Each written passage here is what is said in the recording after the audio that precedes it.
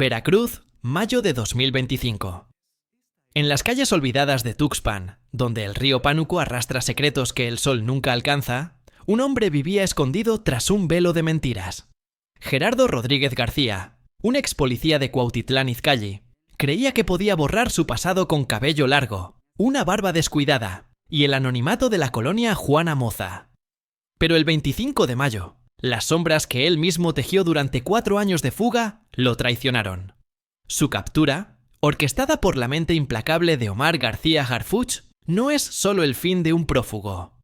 Es una herida abierta en el corazón de la impunidad, una que, al estilo de un periodismo investigativo crítico, desentraña el homicidio de Octavio Ocaña, el joven actor de Vecinos, y un sistema donde los uniformes ocultan más que protegen. ¿Quién guarda los secretos de los que disparan? ¿Qué nombres se esconden en las grietas del poder? Suscríbete ahora para descubrir las verdades que México no puede ignorar. En la noche del 29 de octubre de 2021, Cuautitlán Izcalli fue testigo de una tragedia que marcó a un país. Octavio Ocaña, de 22 años, conocido por su sonrisa como Benito Rivers, conducía una Jeep Grand Cherokee por la autopista Chamapa-Lechería. A su lado, 2 amigos, David y Jonathan, compartían un momento que nunca imaginaron sería el último. Una patrulla municipal, tripulada por los policías Leopoldo Azuara de la Luz y Gerardo Rodríguez García, los interceptó con una orden tan vaga como sospechosa: detenerse por presunto consumo de alcohol. Ocaña, quizás por miedo o desconfianza, no obedeció. Lo que siguió fue una cacería. Una persecución a alta velocidad, disparos desde la patrulla y un choque brutal contra un montículo de tierra en Atizapán de Zaragoza. Un disparo en la cabeza apagó la vida de Octavio, y con ella, la fe de una familia en la justicia. La Fiscalía General de Justicia del Estado de México, FGJM, tejió una narrativa que olía a encubrimiento. Ocaña, dijeron, se disparó accidentalmente con un arma que llevaba en la guantera. Encontraron un casquillo, un arma y rastros balísticos en el techo de la camioneta, pero las piezas no encajaban. La familia Ocaña, liderada por Berta, una hermana convertida en guerrera, rechazó la mentira. Peritajes independientes, financiados con lágrimas y ahorros, revelaron la verdad. Los disparos vinieron de la patrulla, el uso de fuerza fue desmedido y la escena fue manipulada. Videos en redes sociales, captados por ciudadanos valientes, mostraban a los policías tocando el cuerpo, ignorando protocolos, mientras la sangre de un joven se mezclaba con el polvo. Leopoldo Azuara, el tirador, cayó en 2022, sentenciado en 2023 a 20 años y 9 meses de prisión. Pero Gerardo Rodríguez, el conductor, el hombre que puso la patrulla en el camino de la muerte, se desvaneció como un fantasma. Gerardo Rodríguez García no era un simple policía.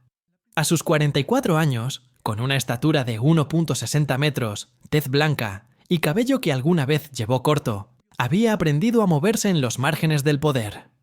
En Cuautitlán Izcalli, su uniforme era más que una insignia. Era una licencia para abusar, para intimidar, para negociar en las sombras.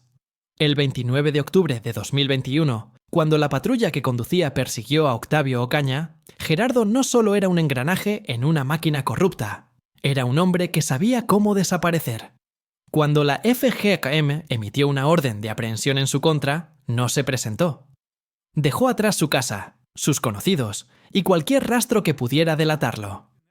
En 2023, la Fiscalía ofreció 300.000 pesos por su captura, y Octavio Pérez, el padre de Ocaña, añadió 200.000 más, jurando que lo había rastreado hasta Veracruz.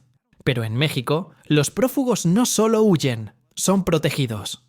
Tuxpan, un puerto donde el río Pánuco abraza el Golfo, se convirtió en su refugio. En la colonia Juana Moza, una zona de casas humildes y manglares que ocultan más que paisajes, Gerardo se reinventó. Cambió su cabello corto por mechones largos, dejó crecer una barba desaliñada y adoptó una vida de bajo perfil. Compras en efectivo, salidas al amanecer y un silencio que era su mejor defensa. Pero no estaba solo. Rumores, susurros en los mercados, hablaban de un forastero que pagaba favores a cambio de protección. Policías locales, funcionarios, contactos de su pasado en el Estado de México.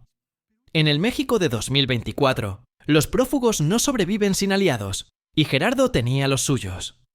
Omar García Harfuch, desde la Secretaría de Seguridad y Protección Ciudadana, SSPC, observaba el caso con la precisión de un cazador. En su oficina, rodeada de mapas y pantallas, el expediente de Ocaña era más que un archivo. Era un desafío. Harfuch, sobreviviente de un atentado en 2020 que dejó su camioneta como coladera, sabía que hombres como Gerardo no caen por casualidad. El caso Ocaña era un símbolo de la podredumbre policial, un recordatorio de que en México los uniformes a veces sirven para delinquir. En noviembre de 2024, un informe del Centro Nacional de Inteligencia, CNI, llegó a su escritorio. Un hombre sospechoso, viviendo en una finca en Tuxpan, había sido visto en un mercado. Su rostro, comparado con una ficha de 2023, era el de Gerardo Rodríguez. «Lo tenemos», dijo Harfuch, su dedo marcando un punto en el mapa. Pero no será fácil. La investigación comenzó en silencio. Agentes encubiertos, disfrazados como pescadores, vendedores, incluso mecánicos, se infiltraron en Tuxpan. Una mujer en una tortillería, sin saber que hablaba con un agente, mencionó a un hombre barbudo, que compraba tortillas los domingos. Un joven en una gasolinera señaló una finca en Juanamoza, donde un forastero llegaba en una motocicleta vieja. Cada dato era una pieza en el rompecabezas de Harfuch. Drones con cámaras térmicas sobrevolaron la zona, captando imágenes de una casa de adobe rodeada de manglares, un patio con gallinas, un corral con chatarra, un hombre que salía al amanecer.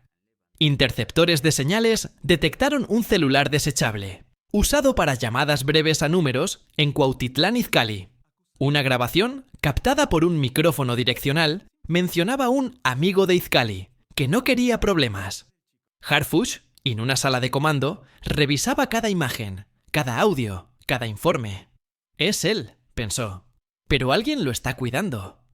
En enero de 2025, un segundo informe del CNI añadió un dato inquietante.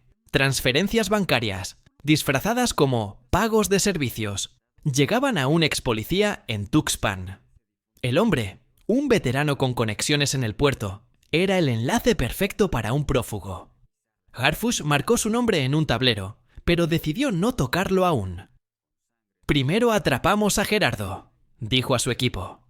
«Luego seguimos los hilos». La vigilancia se intensificó.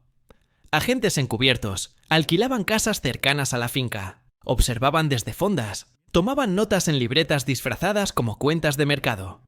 Una anciana, en una tienda de abarrotes, habló de un hombre que pagaba bien para que no hicieran preguntas. Cada pista confirmaba lo que Harfuch ya sabía. Gerardo no era un fugitivo solitario. Había una red, pequeña pero efectiva, que lo mantenía en las sombras. Omar García Harfuch no era un hombre que dejaba cabos sueltos. En 2020, un atentado en la Ciudad de México lo marcó con balas y rumores. Sobrevivió, pero también cargó con las sombras de Ayotzinapa y acusaciones de pactos oscuros. Sin embargo, su historial hablaba por él. Transformó la seguridad en la capital, redujo delitos con inteligencia y enfrentó a los intocables con una audacia que pocos se atrevían a igualar. En Tuxpan, el desafío era personal. Gerardo Rodríguez no era un capo, sino un policía corrupto, un peón que representaba todo lo que Harfuch quería erradicar: la impunidad que permite disparar desde una patrulla y huir. «No es solo un hombre», dijo Harfuch en una reunión secreta en el CNI. «Es una prueba de que el sistema puede limpiarse, pero un error y todo se desmorona». El operativo, bautizado Operación Eco, fue diseñado con la precisión de un reloj suizo. En una sala blindada del CNI, Harfuch reunió a su equipo: analistas de inteligencia, comandantes de la Guardia Nacional, agentes de la FGEM y la Fiscalía General del Estado de Veracruz, FGEB. «No perseguimos a un criminal común», dijo, su voz como un filo. «Perseguimos un símbolo de lo que está mal en México». El plan tenía 4 pilares. Primero, infiltración. Agentes encubiertos, entrenados para pasar desapercibidos, se mezclaron en Tuxpan. Una mujer, disfrazada como vendedora de tamales, vigilaba la finca desde una esquina. Un hombre, haciéndose pasar por repartidor, tomaba fotos de los caminos rurales. Cada movimiento era reportado al CNI, donde analistas cruzaban datos con mapas satelitales. Segundo, tecnología. Drones con sensores térmicos y de movimiento sobrevolaron Juana Moza, captando imágenes de la finca. Una casa de adobe con un tejado de lámina, un corral con gallinas, un camino hacia el río Pánuco. Interceptores de señales rastreaban comunicaciones, detectando un celular desechable que Gerardo usaba para llamadas de menos de 30 segundos. Un error suyo. Una llamada a un número en Cuautitlán Izcalli fue la clave. «Aquí está», dijo Harfuch, señalando un punto en una pantalla. «No lo dejaremos escapar». Tercero, neutralizar apoyos. Harfuch sabía que Gerardo tenía protectores. Ordenó vigilar al ex policía veracruzano señalado en las transferencias. Micrófonos ocultos en un restaurante captaron una conversación. «El amigo está tranquilo, pero no debe moverse mucho». Harfuch anotó el dato, pero decidió esperar. Primero el pez pequeño, pensó. Cuarto, preparación táctica. En un campo cerca de Salapa, las fuerzas especiales ensayaron el asalto. Simularon una finca idéntica, practicando entradas rápidas, bloqueos de caminos y arrestos sin violencia. Drones recrearon escenarios. Un prófugo huyendo al río, un intento de resistencia, un fallo en las comunicaciones. Harfuch, presente en los entrenamientos, corregía cada detalle. «No quiero héroes», advirtió. «Quiero precisión. Gerardo debe enfrentar un juez». En la Ciudad de México, el CNI analizaba patrones. Gerardo salía los domingos al mercado, compraba tortillas y latas, evitaba el centro de Tuxpan.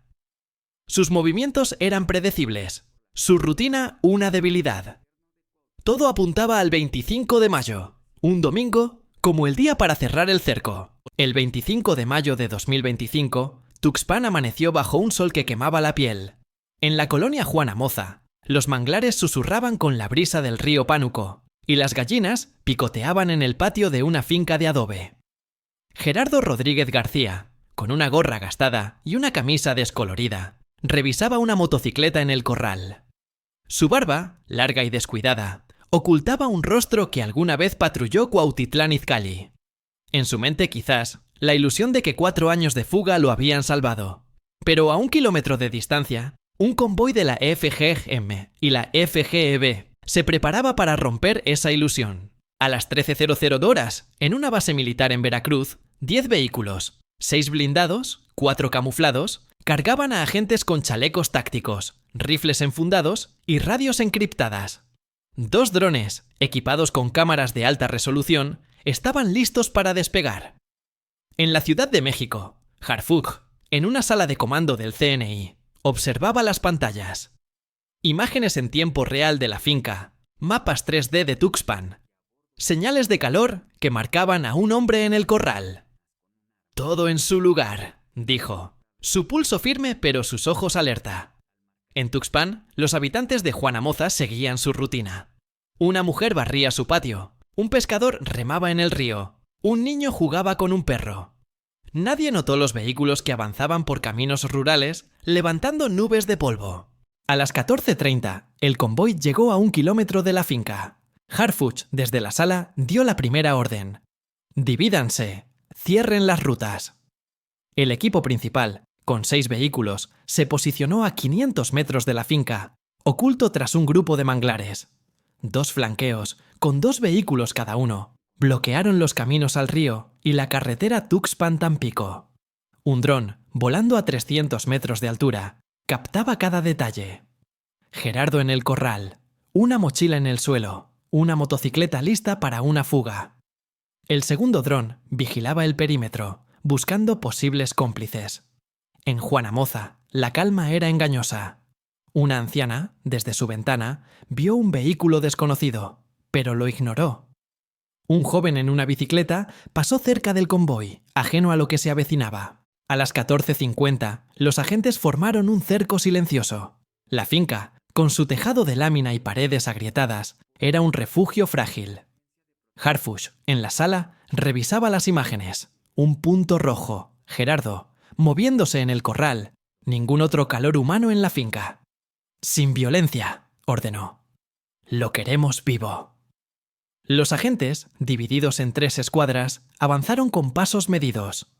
La escuadra Alfa, liderada por un capitán con experiencia en capturas, se acercó por el frente, usando un tractor abandonado como cobertura. La escuadra Beta bloqueó el camino al río, con 2 agentes apostados en una brecha. La escuadra Gamma vigilaba la carretera, lista para interceptar cualquier apoyo externo. En el aire, el dron principal enfocaba a Gerardo, ahora junto a la motocicleta, con un celular en la mano. A las 15:00, el cerco estaba completo. Gerardo, alertado por el zumbido del dron, levantó la vista. Su instinto, afilado por años de fuga, lo traicionó. Tomó la mochila y corrió hacia el corral, buscando una brecha entre los manglares. Pero la escuadra Beta, oculta tras un montículo, ya lo tenía en la mira. ¡Alto! ¡Fiscalía!, gritó un agente, su voz cortando el aire. Gerardo se detuvo, su respiración agitada, su mano temblando sobre la mochila. Miró a su alrededor. Agentes emergiendo de los manglares, rifles apuntando al cielo, un dron sobrevolando como un ojo implacable. No había escape. Lentamente, levantó las manos, su rostro una máscara de derrota. La escuadra Alfa lo inmovilizó en segundos, esposándolo mientras confiscaban la mochila, un celular desechable y un cuaderno con nombres y números garabateados. El operativo terminó a las 15:05. Los agentes aseguraron la finca, revisando cada rincón. Una cama deshecha, latas de comida, un mapa de Tuxpan con rutas marcadas. No había cómplices, pero el cuaderno era una mina de oro. Contactos en Cuautitlán Izcalli, números en Veracruz, pagos anotados con iniciales. En Juana Moza, los habitantes comenzaron a asomarse. Una mujer, desde su patio, grabó el convoy con su celular.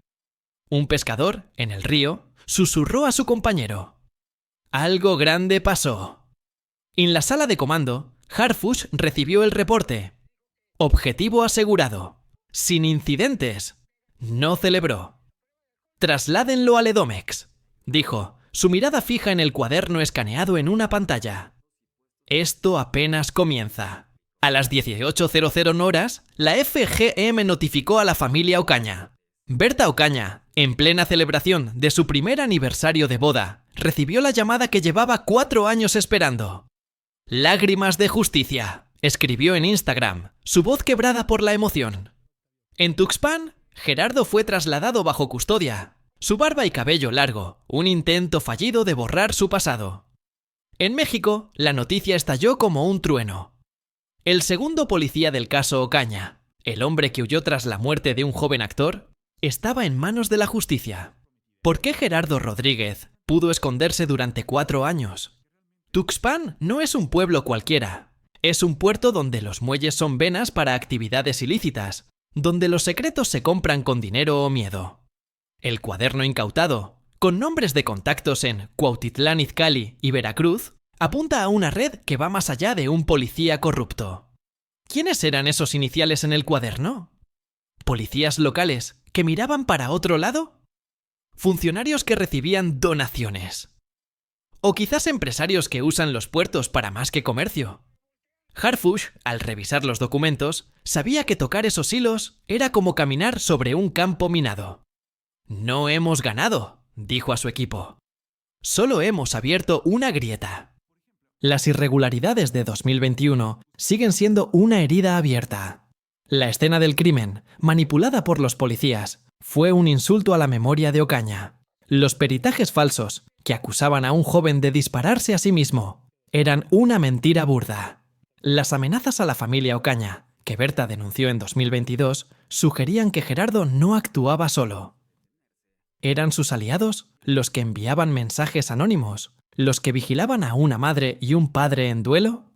La intriga nunca da respuestas fáciles. En cambio, señala las grietas del sistema, los silencios de los despachos, los uniformes que encubren, los nombres que nadie se atreve a pronunciar. La captura de Gerardo es un triunfo, pero también un recordatorio de que en México La justicia es un espejo roto. Refleja esperanza, pero también los pedazos de un sistema que protege a los suyos.